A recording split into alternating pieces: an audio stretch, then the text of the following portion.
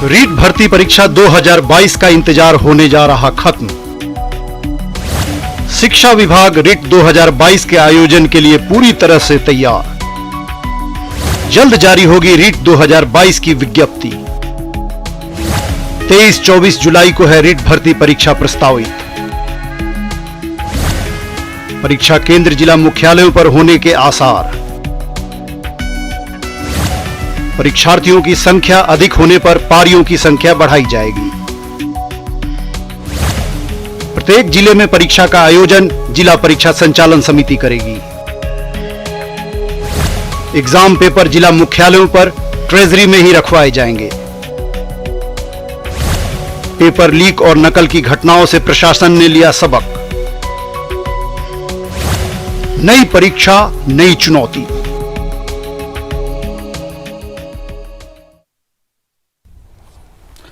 नमस्कार, स्वागत है आप सभी का। मैं हूं आपके साथ हेमंत कुमार।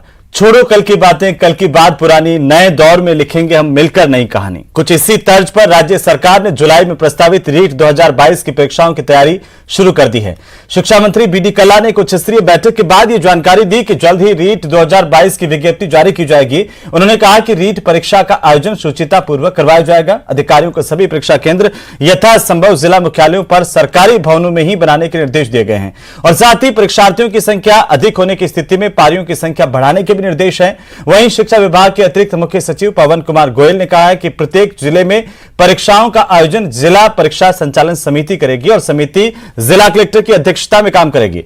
प्रत्येक जिले में एडीएम को परीक्षा का नोडल अधिकारी बनाया जाएगा।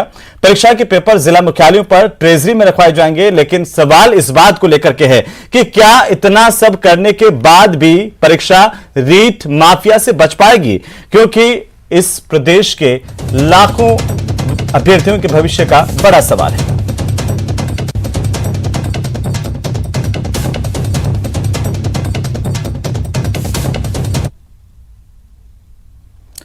तो तमाम बातों के बाद में और चर्चाओं के बाद में अब तैयारी इस बात को लेकर के है कि रीट 2022 सफलतापूर्वक कैसे आयोजित की जाए। लेकिन उसी बड़े सवाल के साथ जो पिछली बार का अभी भी अटका हुआ है, उसी बात को लेकर के हम शुरुआत करेंगे। आज चर्चा करेंगे। खास पैनल हमारे साथ मौजूद है, उनसे मैं आपका परिचय करवा दूं। आर तिवारी हमारे साथ हैं, कांग्रेस पार्टी के नेता।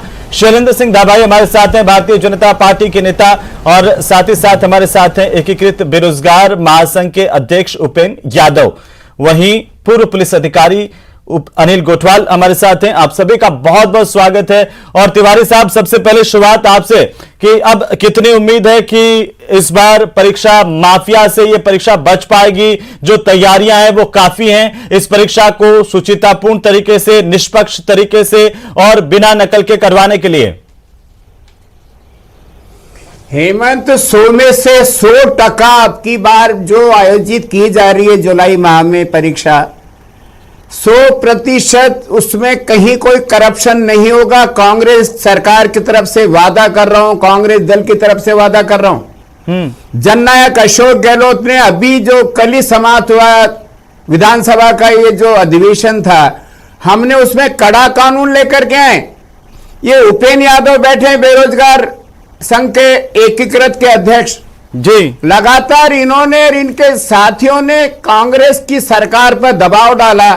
लाखों छात्रों के साथ में इन्होंने जो कुछ देखा उसके लिए इन्होंने जो आंदोलन किया और जननायक अशोक गहलोत ने पिता की भूमिका निभाते हुए ये वादा किया था। जब रीट के अंदर जो कुछ गड़बड़ियां हुई, बेईमानी है, तो उन्होंने एक अभिभावक के तौर पर वादा किया था कि राजस्थान में भी कड़ा कानून लेकर के आएंगे।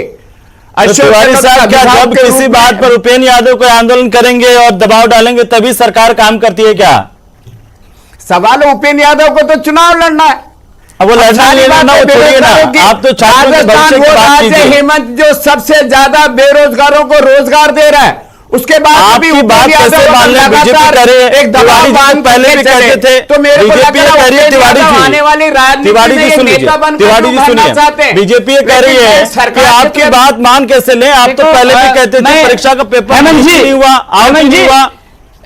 हेमंत जी, मैं जवाब देना चाहूंगा। मैं आ रहा हूं उपेंद्र जी, आपके पास आता हूं। उपेंद्र जी, एक मिनट। तिवारी जी, तिवारी एक संक्षिप्त टिप्पणी चाहता हूं इस पर। बीजेपी बार बार कहती है, आपकी बातें मान कैसे ले? तिवारी जी, कांग्रेस तो पहले भी कहती थी कि पेपर तो लीक ही नहीं हुआ, जबकि पेपर तो लीक हुआ। रद्द करना पड़ा। पेपर चोर लीक नहीं हुआ, पेपर को चोरी करवाया गया। मैं फिर कह रहा हूं, हमारे कैसे चंद बचाएंगे लोगों तिवारी ने जी? जिनको परीक्षा की जिम्मेदारी सौंपी थी, अब की बार हमने उन सारे हर्डल को पार किया है। अब हम ठीक किसी है। निजी शिक्षण शैलेंद्र सिंह दाभाई जी, शैलेंद्र दाभाई जी, आपको भरोसा है तिवारी जी की बातों पर? और जो सरकार कह रही है कि हम सुचितापूर्ण तरीके से रीट 2022 का आयोजन करने जा रहे हैं, जो पिछली वाली गलतियां नहीं होंगी। दाभाई साहब। हेमंत जी, जैसा अभी तिवारी जी ने कहा कि हमारे लोगों ने ही गलतियां की हैं। राजीव गांधी स्टडी सर्किल के जो संयोजक हैं, है ना, वो पाराशर जी जो अधिकारी हैं, उन्होंने ही ये सारा प्रकरण रचा, आपराधिक प्रकरण। और ये कह रहे हैं, ये स्वीकार खुद कर रहे हैं। इन्होंने आज कम से कम ये स्वीकार तो किया इस नेशनल डिबेट में, इस राज्य चैनल पर इन्होंने स्वीकार तो किया कि हमारे लोगों ने पेपर आउट कर दिया, पेपर की चोरी कर दी। ये और आज भी देखिए एसओजी ने क्या किया। अरे एसओजी ने क्या किया? जाड़ोली आज भी बाहर घूम रहा है, उसको गिरफ्तार नहीं किया। राजीव गांधी स्टडी सर्किल का क्या रोल है? आपराधिक षड्यंत्र संरक्षक उसके कौन है? अब दाभाई साहब देखिए, आप एक दूसरे पर आरोप लगाते हैं, लेकिन बीच में पिस जाता है बेरोजगार, बीच में पिस जाता है वो अभ्यर्थी जो लगातार इनके चक्कर में फंसता है, परीक्षा देता है, उसका कुछ नहीं होता। 2018 के रीट से अभ्यर्थी अभी भी गुहार लगा रहे हैं और आप एक दूसरे पर आरोप लगा रहे हैं। कमाल से कांग्रेस कहती है कि आपने पहले कुछ नहीं किया, आप कहते हैं कांग्रेस कुछ नहीं कर रही। युवाओं को आपने खून का आंसू दिया, युवाओं को सपना जो है उनको आपने नेस्तनाबूद कर दिया, उनके सपनों को उतारा किया।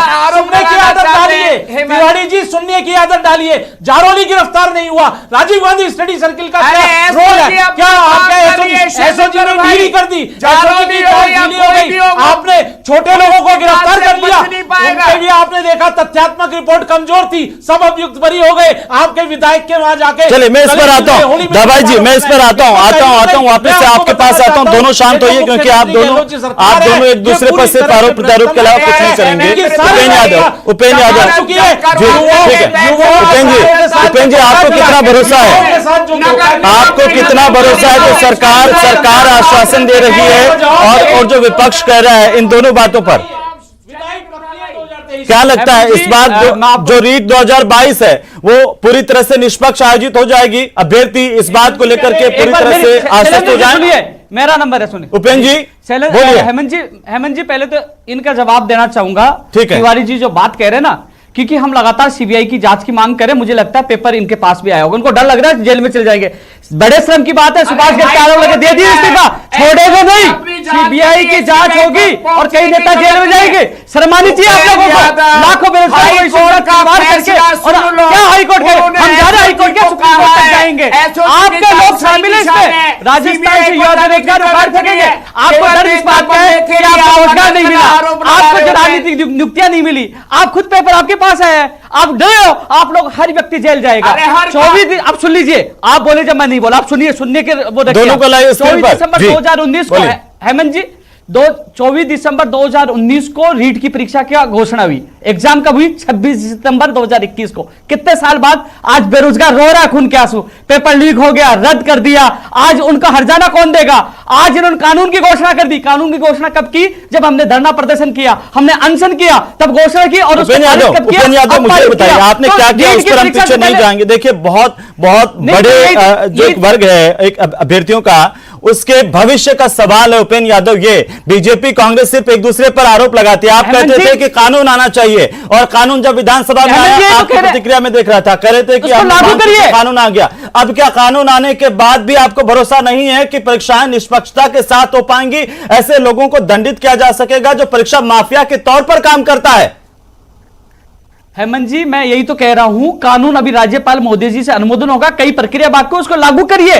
23-24 जुलाई के एग्जाम से पहले लागू करिए। कंप्यूटर भर्ती होनी है, फर्स्ट ग्रेड होनी है, सेकंड ग्रेड, उनको लागू करिए। बाहरी राज्य को कोटा कम करिए। और जो लोग गिरफ्तार होकर छूट रहे, पार्टियां बना रहे, भजनलाल जैसे चौटन के विधायक के साथ पार्टी अपने आज बेरोजगार रो रहे, कौन के आंसू, इनको क्या दर्द होगा? इन्होंने कभी रीट की एग्जाम दी है? किसी एग्जाम दी है? कितने दर्द हो रहे हैं बेरोजगार होगा, इनको क्या पता है? आज ये राजनीति कर रहे हैं, आप कानून इसको लागू करिए। कौन राजनीति नहीं कर रहा है? उपेंद्र यादव मैं आता हूं आपके पास में, लेकिन क्या कानून लागू हो जाने से निष्पक्षता आ जाएगी?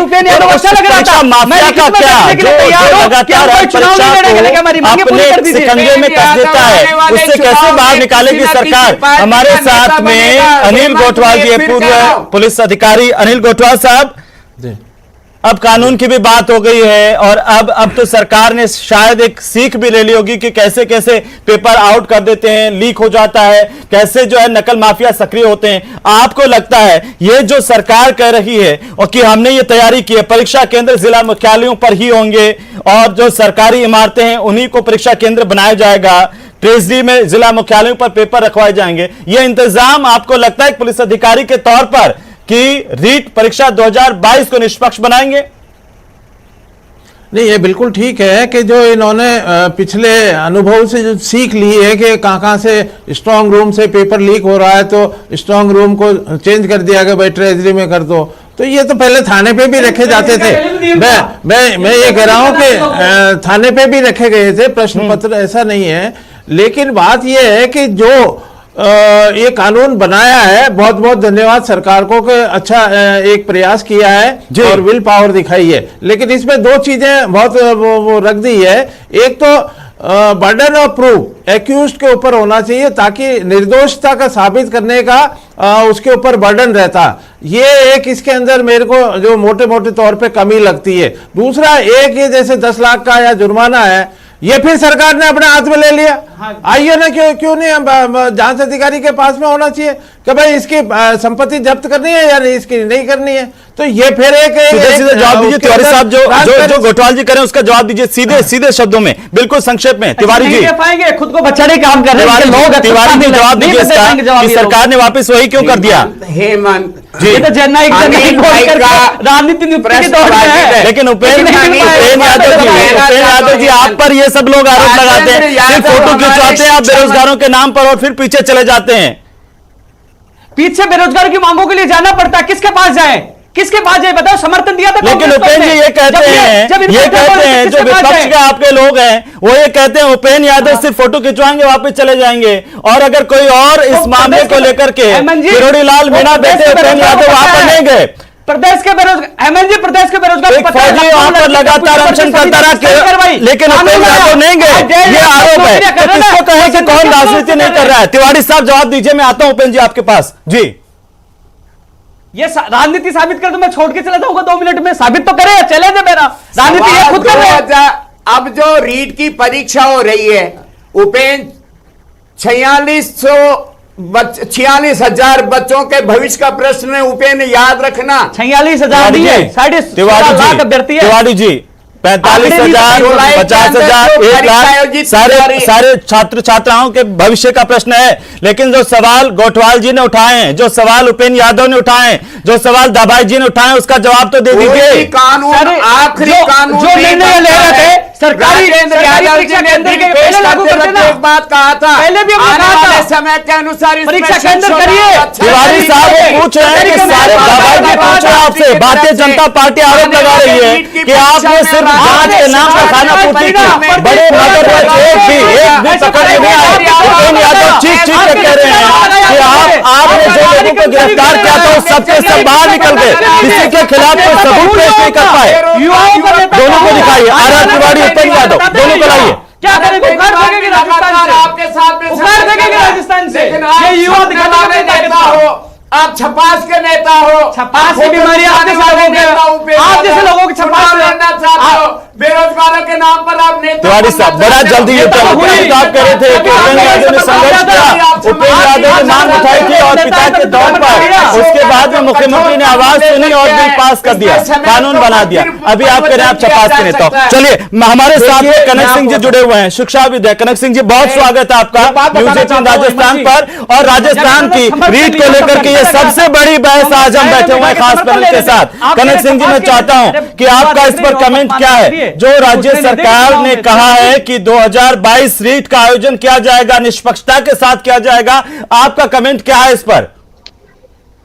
जिस प्रकार की बहस अभी चल रही है रीट को लेकर, मुझे ऐसा लगता है कि बेरोजगारों के हित में राजनीतिक द्वेष को त्याग कर पारदर्शितापूर्ण और बेरोजगारों के प्रति न्याय करने के लिए राजनीतिक बहस को त्याग कर माननीय मुख्यमंत्री महोदय ने जिस प्रकार का राजस्थान के युवाओं से वादा किया है कि हम जुलाई में केवल पात्रता के लिए रीट का आयोजन करेंगे और शिक्षक भर्ती के लिए फिर बाद में विषयवार मुख्य परीक्षा का आयोजन करेंगे। अगर रीट भर्ती परीक्षा जो केवल पात्रता है वो माध्यमिक शिक्षा बोर्ड के द्वारा आयोजित की जाए और बाद में जो मुख्य परीक्षा होनी जिससे भर्ती होनी है जी उसकी जिम्मेदारी आरपीएससी अधीनस्थ सेवा बोर्ड को दी जाएगी तो कंपैरेटिवली पारदर्शिता ज्यादा रहेगी, छात्रों का भरोसा अधिक रहेगा और भर्ती प्रक्रिया ज्यादा ईमानदारी से संचालित की जा सकेगी। तो माननीय मुख्यमंत्री महोदय ने जिस प्रकार का घोषणा की हुई है जी उसके अनुसार अगर आयोजन होता है हम्म कि रीट को केवल पात्रता घोषित किया जाए जो कि 2014 से पहले थी और भर्ती परीक्षा के लिए मुख्य परीक्षा का आयोजन किया जाए जो विषयवार किया जाना है, अगर वैसा चलिए, होता तो है सरकार ने ऐलान तो किया सरकार कनेक्शन ने जी। घोषणाओं के ऐसा ही द्वारा सरकार ऐसा ही अपनी करती है, मंशा तो ऐसा अच्छी करिए। बताई है जी उस मंशा के अनुसार अगर कार्य हो जाए तो बेरोजगारों के साथ न्याय हो सकता है सर। ठीक है। दाभाई साहब मेरा एक सवाल है। कांग्रेस कह रही है कि देखिए हमारी सरकार के अंदर कम से कम कार्रवाई होती है, हमने जांच करवाई। आपके समय में भी बहुत पेपर लीक हुए थे लेकिन आपने कुछ किया नहीं, इसीलिए इसका खामियाजा जो है प्रदेश के अभ्यर्थियों को आज भुगतना पड़ रहा है। अगर पहले सख्त कदम उठा लिए जाते, इस तरह का कानून बना लिया जाता, परीक्षाओं को निष्पक्षता के साथ संपादित करवा लिया जाता तो आज ये अभ्यर्थी परेशान नहीं होते। और वो ये भी कहते हैं कि 2018 की रीट के अभ्यर्थियों का क्या, वो तो आज भी बैठे हुए हैं, उनमें से कुछ लोग ये मांग कर रहे हैं। दाभाई साहब जवाब दीजिए उनका। हेमंत जी, हमारे टाइम में जो भर्तियां हुई थी उनमें जो छुटमुट घटनाएं हुई थी, जो सेंटर्स पे धांधलियां हुई थी, उनको तुरंत रद्द कर दिया गया, एग्जाम को पोस्टपोन कर दिया गया। कोई ऐसी बड़ी धांधली नहीं हुई थी। इससे धाभाई साहब जो माफिया था उस पर तो अंकुश नहीं लगाना, वो तो लगातार सालों से चला आ रहा है ना।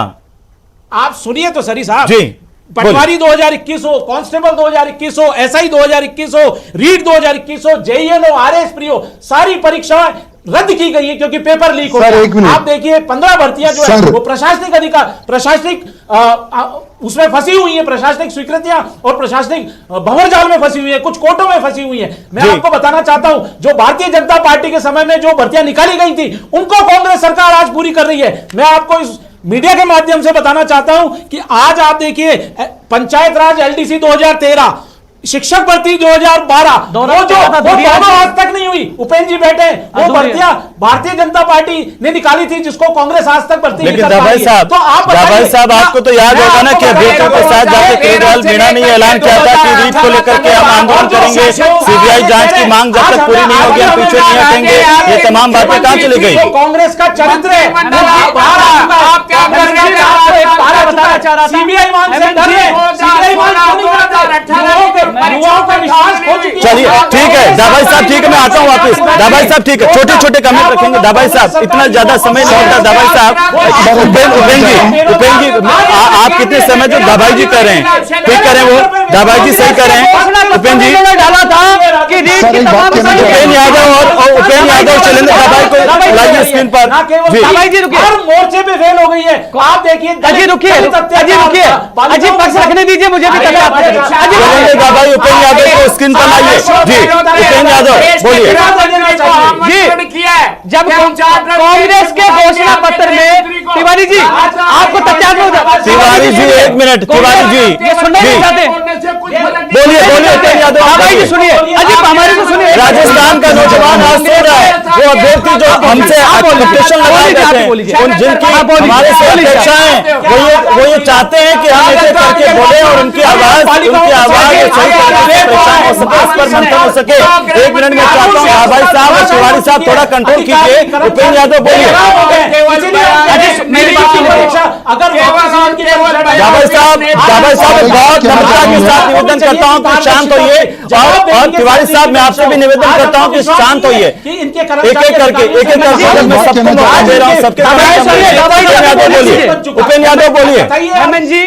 हेमंत जी कांग्रेस के घोषणा पत्र सर, एक बात कहना चाह रहा हूं, लिखित में हमें दिया था, कांग्रेस कार्यालय में दिया था कि रीट की तमाम विसंगतियां दूर की जाएगी। जब रीट की 24 दिसंबर 2019 को घोषणा की, तत्कालीन शिक्षा मंत्री गोविंद सिंह डोटासरा से मुलाकात करके हमने कहा रीट पात्रता कराओ, एक और शिक्षक भर्ती कराओ। जो पैटर्न आज लागू कर रहे हैं ये पैटर्न उस समय लागू करते हैं। उस समय हमने मांग की थी कि सरकारी परीक्षा केंद्र बनाए जाए, सरकारी कर्मचारियों को लगाए जाए। उस समय उन दोनों बातों को इग्नोर कर दिया, जिसका खामियाजा पेपर लीक होने से 16.5 लाख बेरोजगारों को भुगतना पड़ा। राम कृपाल, प्रदीप पारासर, बने सिंह, सारे वो प्राइवेट लोग हैं जिनको पहली बार उनको लगाया गया मंत्रियों के द्वारा। इनके राजनीतिक आरक्षण के द्वारा आज बेरोजगार खून के आंसू हो रहे हैं, आज उन्हीं चीजों को लागू किया जा रहा है। जब इसीलिए तो कह रहे हैं कि जिला समिति का कार्य करेंगे और उसकी कमान जिला कलेक्टर के हाथ में होगी। चलिए एक मिनट शांत होइए तिवारी साहब मैं बहुत सम्मान के साथ आपको कहना चाहता हूं, शांत होइए, आपके पास आ रहा हूं। कनक सिंह जी, एक टिप्पणी जो आप करना चाह रहे हैं, कनक सिंह जी बोले। तिवारी जी शांत होइए प्लीज। तिवारी साहब सुनिए। राजस्थान के 25,000 युवाओं के भविष्य को ध्यान में रखते हुए आपने बहुत अच्छी बहस का आयोजन किया है, लेकिन पार्टिसिपेंट जिस प्रकार की विवाद की बात कर रहे हैं, राजनीति से ऊपर उठकर हमें बेरोजगारों के हित की बात कहनी पड़ेगी और हित के बारे में रचनात्मक कदम के बारे में बात करनी पड़ेगी। आरोप और प्रत्यारोप से न तो परीक्षाएं पारदर्शिता से आयोजित की जा सकती है, न बेरोजगारी से बेरोजगारों का भला हो सकता है। रचनात्मकता क्या हो सकती है, परीक्षाएं पारदर्शी तरीके से कैसे कराई जा सकती है, उस पर विवाद होना चाहिए। आपने विषय बहुत गजब का रखा, लेकिन विवाद की पटरी कुछ और जा रही है जी, जिससे मेरी सहमति कम बनती है। सर नहीं आप बताइए ना कि आप अपने सुझाव दीजिए कि कैसे रचनात्मकता के साथ हो सके। मेरा तो सबसे पहला सवाल यही था कि जो सरकार अब कदम उठा रही है वो काफी है या उसमें कुछ जरूरत है, और ज्यादा कुछ ऐड करने की जरूरत है? मेरा तो सवाल सबसे पहले यही था आपसे, कनक सिंह जी। सरकार ने एक बहुत अच्छा निर्णय लिया कि रीट को केवल पात्रता घोषित किया है। इसके बाद मुख्य परीक्षा का जो आयोजन हो रहा है, जिससे कि शिक्षक भर्ती परीक्षा होगी, उसकी जिम्मेदारी आरपीएससी या अधीनस्थ सेवा बोर्ड को ही दी जाए जी, और सिलेबस सही समय पर डिक्लेयर किया जाए। सिलेबस सही समय पर जारी किया जाए जी, और परीक्षा का आयोजन जो हमारी संवैधानिक संस्थाएं हैं, आरपीएससी, अधीनस्थ सेवा बोर्ड, उनमें से किसी एक के द्वारा करवाया जाना चाहिए। आपने बहुत अच्छे विषय पर ये लेकिन कनक जी मुद्दा रखा है। सवाल ये पिछली परीक्षाओं को लेकर राजनीति की तरफ जा रहा है। भाई जब ये सरकारी स्तर पर परीक्षाएं आयोजित होती है तो इसमें बेरोजगारों को इससे कोई मतलब नहीं जाना चाहिए कि बीजेपी ने क्या किया, कांग्रेस ने क्या किया। बेरोजगारों को इस बात से मतलब है कि अब जो होने जा रहा है वो कैसे होगा और कितना पारदर्शी रहेगा और कब होगा और किस पाठ्यक्रम के माध्यम से। थोड़ा सा जोड़ना चाहता हूं कि बेरोजगारों को इस बात से भी मतलब है कि जो परीक्षाएं संपन्न हुई उसमें जो बेरोजगार अभी भी अटके हुए हैं वो इस सवाल का जवाब ढूंढ रहे हैं कि आखिर उनका भविष्य क्या होगा, तो उनको भी हम दरकिनार नहीं कर सकते। गोठवाल साहब, एक सवाल जो कनक सिंह जी कहते हैं उससे आप इत्तेफाक रखते हैं, उससे सुधार हो जाएगा परीक्षाओं में पूरी तरह से, उससे परीक्षा माफिया खत्म हो जाएगा, उससे नकल माफिया खत्म हो जाएगा, उससे वो लोग खत्म हो जाएंगे जो शिक्षा संकुल से पेपर निकाल लेते हैं, उन पर लगाम लग जाएगी। सिर्फ कानून, गोठवाल साहब, सिर्फ कानून बनाने से मैं आपकी बात का जवाब दे रहा हूं कि सिर्फ कानून बढ़िया से बढ़िया बनाने से ये संभावना खत्म नहीं होगी कि आगे भी नहीं होगा, आगे भी पूरी संभावनाएं बनी रहेगी ऐसे ही अगर रहा। लेकिन ये विल पावर दिखाइए कानून बनाने की, बिल्कुल ठीक है, लेकिन इसके अलावा जो एक एंटी चीटिंग सेल बनाया गया है एसओजी के अंदर,